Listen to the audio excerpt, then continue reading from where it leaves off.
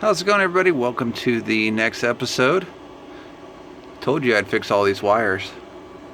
Take a look here. You hear a little whirling sound in the background. That's the battery charger. As you can imagine, as I'm testing all the audio here, the battery's not too happy. But take a look.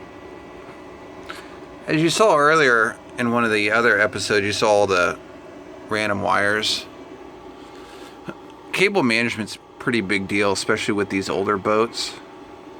You want to make sure you understand the wiring that you have in place. You want to make sure in certain areas it's not sitting there touching the ground or touching areas where it could rub, right, and fray.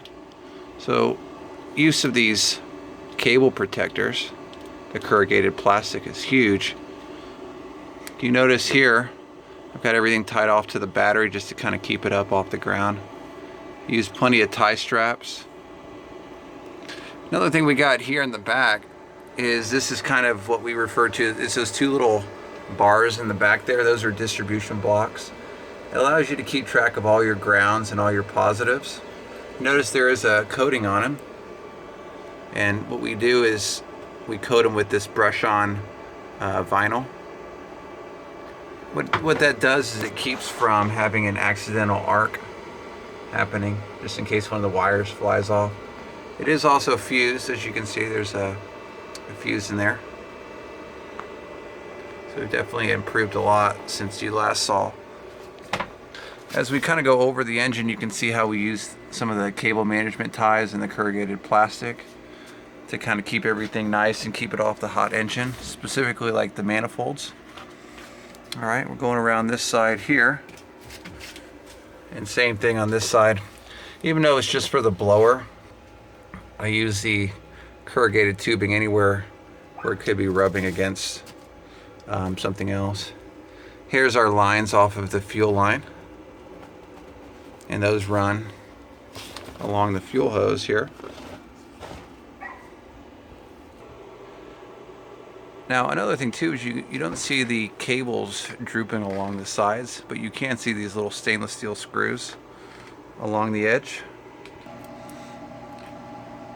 Now, depending on your application and how you can tie up your cables underneath here, you may not always have the ability to anchor off onto something up there. So what you see here is we have these little screws. This is kind of what it is. We've got the screws going through it, and then we have these little tie straps that have the holes in them. Pretty handy on keeping everything up and out of the way. But that's essentially what we've done here, all the way across, and even around the speakers. All right, keeps everything nice and clean. You can see we got the new radio in. Came out pretty good. Let's flip it on real quick, see what it looks like. Hopefully it works. Alright. And see if we hit the power button. Any luck here? Oh, I guess I gotta...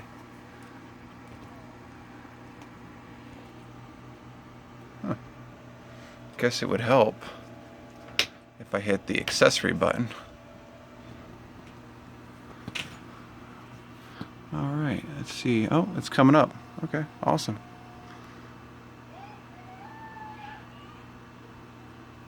Stand by. Alright, I haven't tried this yet. And yes, I do have serious... It's educational. We must show society and culture what genuine religion is. Shoot, how about that? XM radio is hooked up. Take a look. You gotta get kind of clever when we're talking about hooking up these little, like this is the antenna for XM.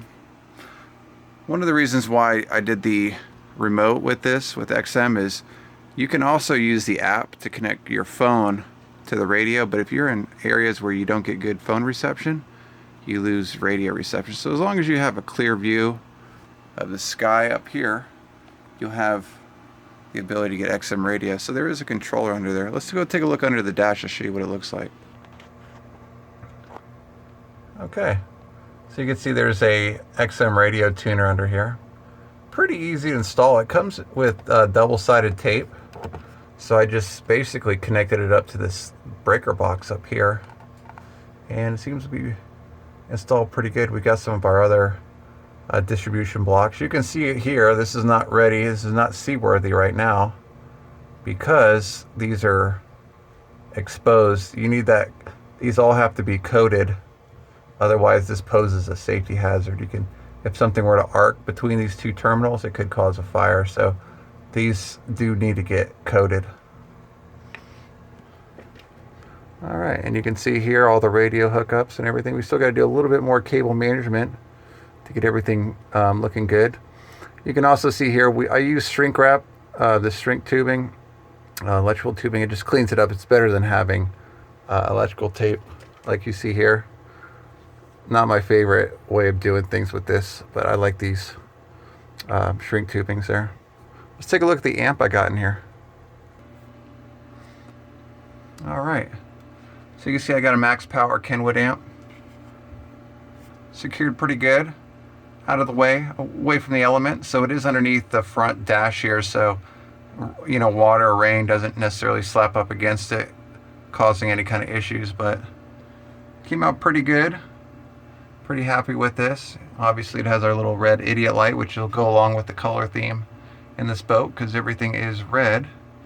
One cool little thing that I added besides the amp and the new head unit up here is a remote control for this. This is kind of neat.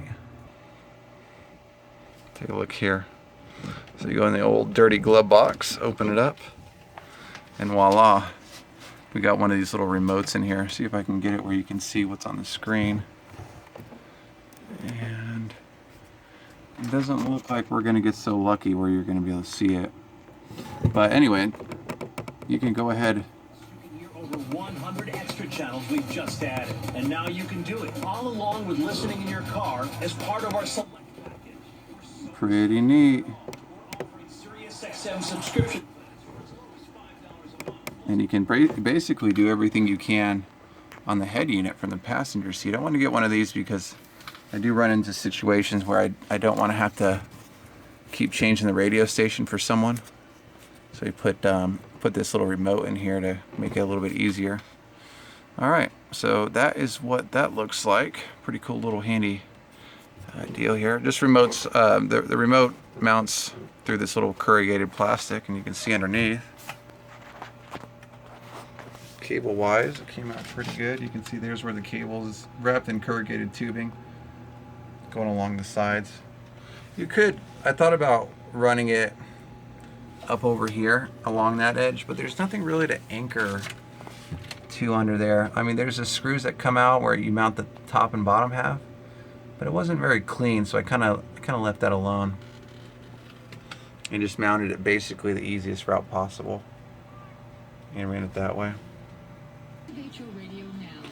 Now, one cool little thing I did add is the mic, so if you do want to make a phone call while on the boat, I don't know how that's going to work, but it came with it, so I decided, hey, let's go ahead and add it. So we'll see how that works when we do some functional testing on the boat and its audio system, but yeah, I think it's pretty good. Amazing in-show moments, behind-the-scenes footage, live performances, all come to life in a way you only imagined before. Yeah, audio is pretty good. This little 300 amp that I got in here makes a huge difference, in my opinion. Could run it off the default power that comes with the radio. I think it has like a little mini amp in there, but I said, you know what, let's go ahead and do it right, and let's put an amp on it. So it's marine grade, as we showed earlier. There's a box for it. So apparently it's designed for marine use. It did come with these little covers for along the sides. I'll have to look around and see if I can find it. But take a look here. There's the Hawkeye we just installed. Ran all the cables for that. The trick with these is you want to run the wires to, like, for example, your speedometer, because those have an on and off, and you really want these two devices to come on at the same time. Let's take and flip the key over. Take a look here.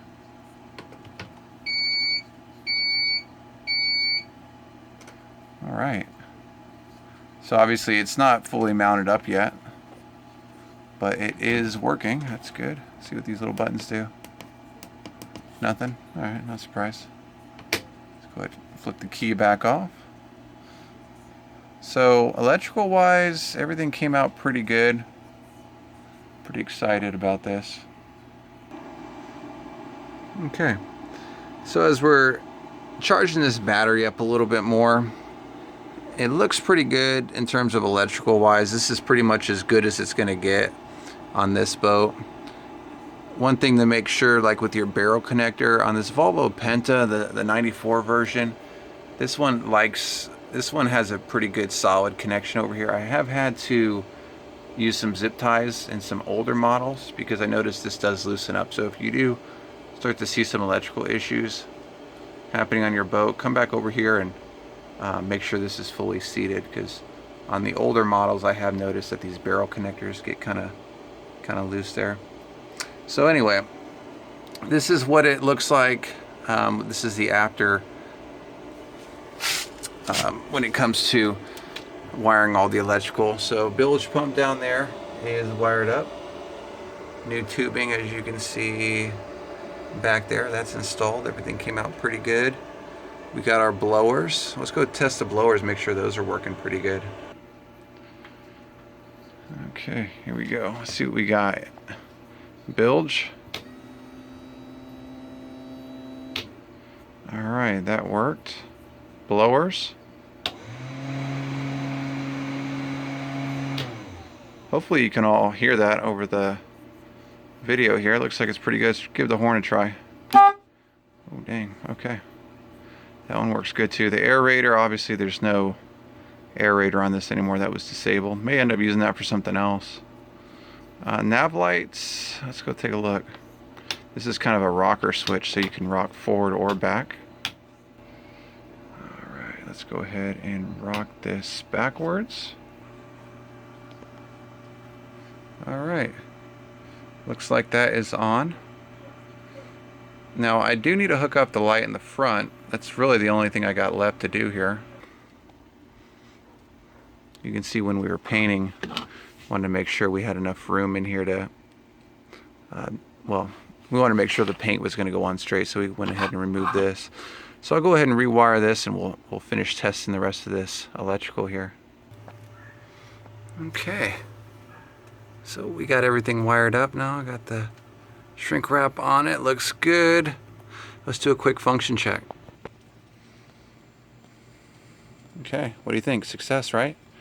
Alright, so let's call it a wrap on this episode. As always, hit that subscribe button if you're not already subscribed to my channel. Like the video if you thought it was helpful, and we will catch you on the next episode. Have a good one, everybody.